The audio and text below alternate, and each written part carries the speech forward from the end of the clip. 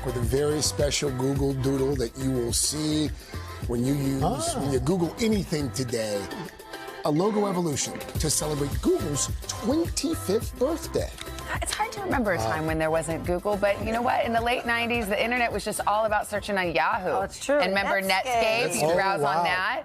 Then along came the search website with the funny name, and a quarter century later, Google's products have revolutionized the way we find information, communicate, even drive. So true. Harry Smith's here with a look back at Google's early days and a peer into the tech giant's future. Right. Morning. Google, the noun that became a verb.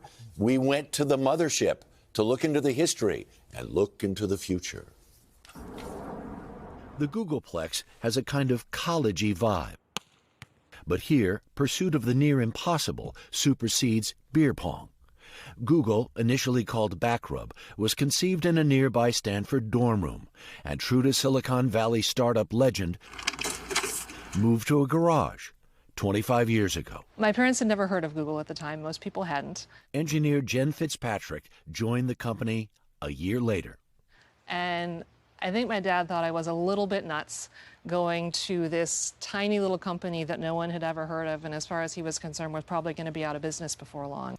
Jen's desk, a wooden door propped up by sawhorses. Back then, when she showed Google to people in coffee shops, they were mystified. It's like people were sometimes intimidated by the big white blank page with a box in the middle of it. They didn't know what to type.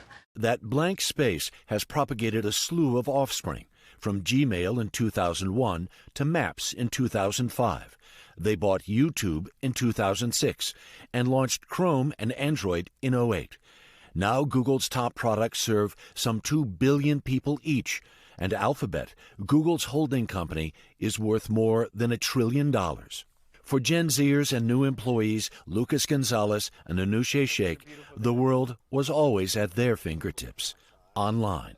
We don't remember a time before Google, so I think we're best equipped to understand the changes that are happening. The technology they work on was for decades out of reach. I work on responsible AI, artificial intelligence at Google. I work at Google DeepMind on our large model efforts. Both whip-smart and irrepressibly optimistic about AI's possibilities. Google's big bet for the next 25 years. And for the AI-wary, this thought. Think about maybe how you felt when you first traveled on a plane, or when you first used a PC or logged onto the internet. I think for new things, there's still this discovery phase where you have to try something out and see what it's like. Google's conversational chatbot AI is called Bard, a late competitor to OpenAI's ChatGPT. Shakespeare, it's not. Yet. Where's AI right now? I think the latest generation of generative AI is an infant. It is very early. Sissy Shao is a vice president and general manager at Google, overseeing Bard, which now can plug into Gmail. What did you ask Bard? I said, summarize all the emails from my kids' school. As a busy parent, you understand the start of school year is very stressful. You know, inundation of emails, buy this, prepare that, and Bard was able to summarize all that, saved me hours of time, did it in minutes. From the earliest days, Don't Be Evil has been embedded in Google's ethos. So we asked, will Bard be fair and unbiased? Our design with Bard is to be neutral and unbiased. We do feel like the right thing to do is to show people like a diversity of opinions on any particular topic. But AI still concerns a lot of people. Numerous tech industry leaders have called for a moratorium on AI development, but not Shao, not Google. I think that with any technology, good actors and bad actors will have access to it. And I think it's really about having industry and governments really work together to make sure that protections are put in place so that these technologies are applied for the immense good that they can capture and also protect against the downsides. Downsides? How about job security for old news guys? So in this exercise of doing our deep dive here, we actually asked Bard to come up with some questions to ask you. Can you guess which one it was? No, I can't guess, but Bard's pretty good at coming up with questions. It was the one about, will Bard be fair and unbiased? Good job, Bard. It's a good question. Harry. You got that right. Yeah. He's good, but he's no Harry. Well, think about this. 25 years ago, we didn't even know what this word was. Yeah. Now it's this giant company, and that's part of the reason they're facing the attorney generals of the United States and all the states' attorneys general for monopolistic, alleged monopolistic practices. Yeah. But this whole thing with AI, it feels a little bit like what search engines were 25 years ago. Who's going to be able to dominate? Who's going to be able to, everybody's going to go to next. So that's why this is such a big deal. My goodness. Well, let's kick it some old school because, you know, there was a time before Google, and we all remember it. Harry, your relic is the best, I think. Did you say you're a relic? No.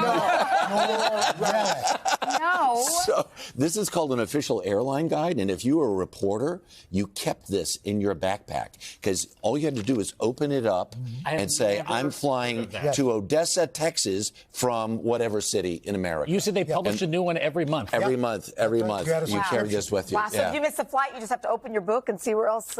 Check this out. That is road warrior stuff right there. That's How cool. Al, what'd you bring? What is that? That's beautiful. I have my Filofax. I bought this in 1984, $199. It was a splurge. I had just gotten my full-time job at WNBC. So that's the little book, and huh? that's Let the me book, see. and What's in there? And I got my, my calendar, and I still transcribe my calendar from my phone and phone numbers. Scratch my head every time I see it. Chanel's using my glasses to see the time. Wait, this is not from then, though. This is 2023. But you use it now. You still do. I still do the refills for it. Oh, yeah, I love that. Cool. So good.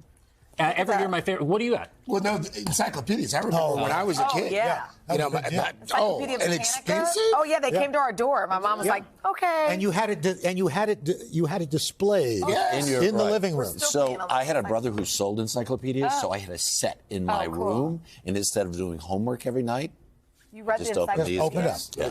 Remember the phone book? Remember when you'd ask your mom or dad, like, what is that word? And they go, look it up. This is a little And yellow pages. My mother would say that. I said, if I knew how to spell it, I wouldn't need the dictionary. True. All right, guys. Good times. Google looked up some fun facts related to today. Oh. So the Today Show concert series was a top trending search. Oh, very good. Y'all, Rhode Island, can we just give a shout out? It is the top state searching for today. Thank you, Rhode Island. Yeah. There's some great Americans. Rhode Island. What are people searching for when it comes to Harry? Oh, God. Everyone, apparently, Harry Smith, wants to know how tall you are. Wow. Right. How tall? What are you, 6'2"? 6'2". 6'2". Used to be taller. You got a lot of fans in Vermont, Used to be taller, is that right? Yeah. Did you used to be taller? Yeah. Oh. I'm 72. Things are compressing. You better believe it. Happy birthday, Google. That's right. Things don't look good for me. What? Harry, thank you. That's fun. All right. Yeah, we all learned something That's there. right. About 25 years ago, we didn't have computers for weather maps. No, and We Harry was just- 7 feet tall. That's right. Harry used to play with the Harlem Globetrotters. Hey, thanks for watching. Don't miss the Today Show every weekday at 11 a.m. Eastern, 8 Pacific on our streaming channel, Today All Day. To watch, head to today.com/allday or click the link right here.